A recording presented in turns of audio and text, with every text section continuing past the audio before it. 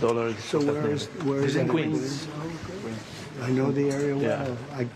It's right next to. He's, where is it? He says, so where is it?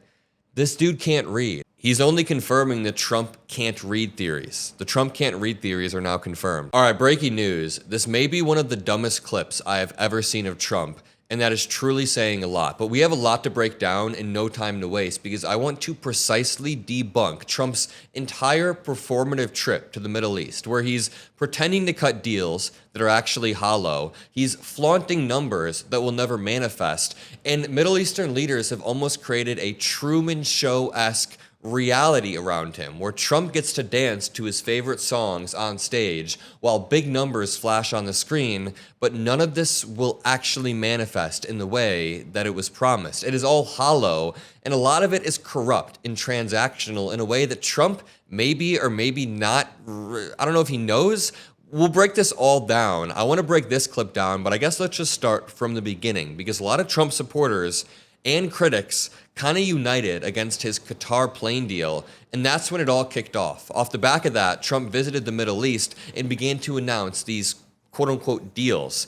It started with a $42 billion arms deal with Qatar, and then the United Arab Emirates pledged another $1.4 trillion investment, which is absurd and not even feasible. I mean, it sounds impressive, it makes a good headline, but I want to be responsible and point out that this whole thing is a hollow deal. Now, if you made it this far, make sure you drop a like and some blue hearts to help boost this pro-democracy content. But I just want to point out the numbers are a fantasy. Back in 2017, Trump promised $142 billion of investment from Saudi Arabia in the form of a weapons deal. It turns out that deal never happened. It was a headline PR stunt that never manifested in any way. A lot of experts say these kind of deals are often dragged out for years and then quietly fall apart. When it comes to Ukraine, they are facing an existential threat, and we immediately provided arms to them during the Biden administration. But when Trump is cutting these deals with Qatar, who, by the way, fund a lot of groups that oppose the United States military, it's just a mess. I mean, Senator Chris Murphy said, these deals aren't about protecting America, they're about collecting money. Collecting tribute in quid pro quo. Okay, there's another example. Okay, now I'll play this video, but I do want to talk about the plane for 1 second, because that's not even subtle corruption, and Democrats seem to be talking about this way more. I mean, there should not be a second where Democrats are acting like Trump cut any sort of deal. What you do is you debunk the deals, but honestly sidestep these deals and talk more about the $400 million private jet after his son-in-law, Jared Kushner, got $2 billion from the Saudis. The Trump org is now building a luxury resort in Qatar. These aren't coincidences. They're financial pipelines that Trump is creating that don't benefit the American people. None of this benefits the American people. Even Ben Shapiro was openly saying the jet is a bribe, but it's very clearly not America first. And can I just remind you one more time, when Trump claims to be cutting these massive deals, most of them never materialize or manifest in any substantive way, meaning it's just performative.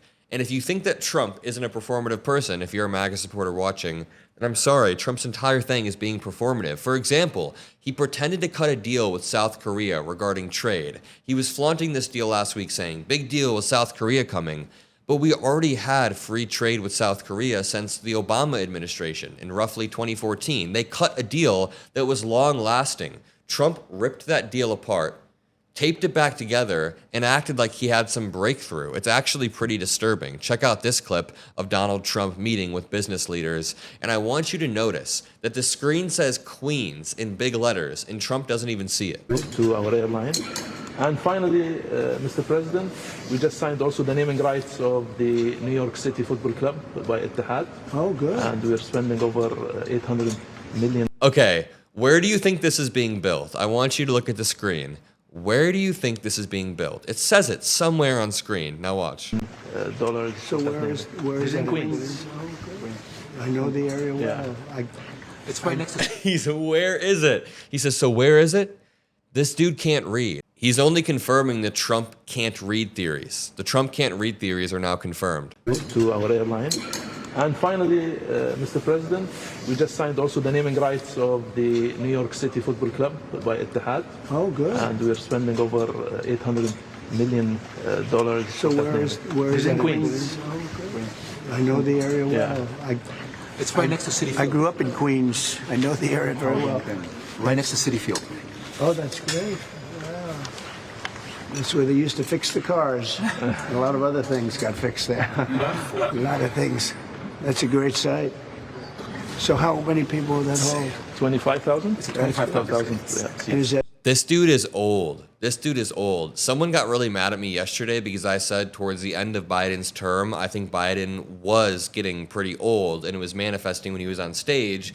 But my argument was Trump in his first 100 days is worse than Biden ever was. I truly do believe that. And I truly do believe that Biden still had leadership skills, but I think we can admit that he was old. People get mad at me when I say that, but come on, we lost the election. He dropped out. That's a concession right there. He dropped out and cited his age. So I think that Trump is old as shit, and we need to be pointing that out. And we also need to be pointing out that due to a function of his old age, he is just brazenly corrupt. He's not even pretending that he's not corrupt. He's going over to the Middle East not to address any real issues. There's no serious discussion on Gaza.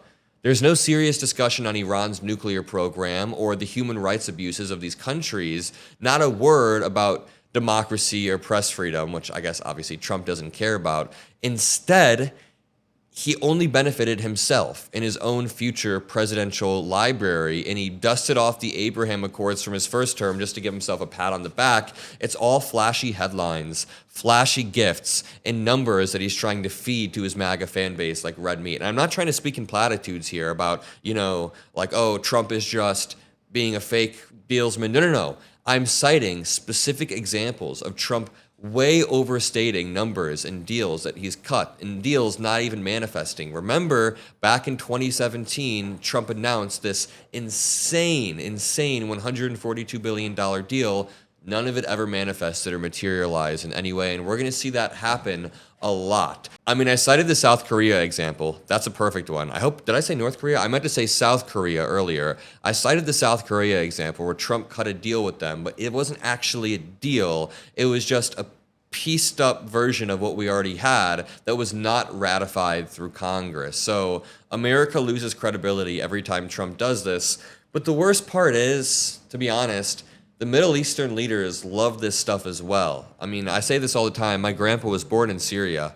My dad grew up in Syria, but he was born in the US, and I have Syrian in me. I'm 25% Syrian, and I like the new leader more so than Assad. It's really easy to like the new leader more than Assad, but the fact that he's openly cutting these quid pro quo deals with Trump is disappointing, not on his end, I get it, but on Trump's end. Trump isn't doing this because America's getting something. The Syrian leader promised a Trump tower, and Trump then lifted sanctions. So, I mean, leaders in the Middle East may actually be willing to embrace this macho, deal-cutting persona that Trump has in order to cut these deals, even if they never manifest.